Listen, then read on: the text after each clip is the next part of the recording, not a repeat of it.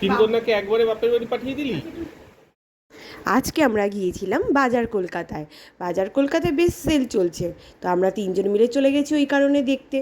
ও বাবা, যে পরিমাণ ভাবা সে পরিমাণ কাজ না, মানে গিয়ে আমার অতটাই পছন্দ হয়নি।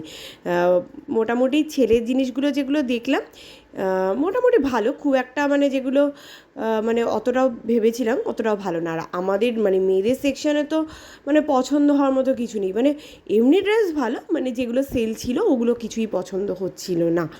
তো যাই হোক, ওই দেখলাম, কিছুই আমি কিনিনি, ছেলের জন্য একটা ড্রেস কেনা হয়েছে। তারপর ওখান থেকে গেলাম হচ্ছে বরের সেকশানে। তো আমাদের হাজব্যান্ডের সেকশানের জিনিসগুলো সত্যিই ভালো ছিল, ও কিনে নিল যেটা কেনা। হ্যাঁ, সেলের কিছুই কেনেনি, কারণ সেলের জিনিসগুলো আমাদের পছন্দ হচ্ছিল না। তারপর ওখানে আমার ছেলের যা দুষ্টুমি, একটা বাচ্চা পুচকি মেয়েকে দেখে আমার ছেলে হাম্বা বলে ডাক দিয়েছে। যাই হোক, এরকম দুষ্টুমি তো করতেই থাকে। ওখান থেকে বেরিয়ে চলে আসলাম সোজা রোলের দোকানে। হ্যাঁ, একটু চিকেন রোল খেতে। অনেকদিন চিকেনও খাওয়া হচ্ছে না, সেই হিসাবে চিকেন রোলটা খাওয়া।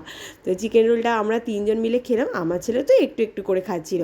এই করে বেশ আজকের দিনটা হাসিতে মজাতে ভালোভাবেই কাটলো। আর তোমাদের কেমন কাটলো অবশ্যই জানিও। তারপর আমরা সোজা চলে গেলাম এখান থেকে বাড়িতে। টাটা, আজকের মতো এখানেই।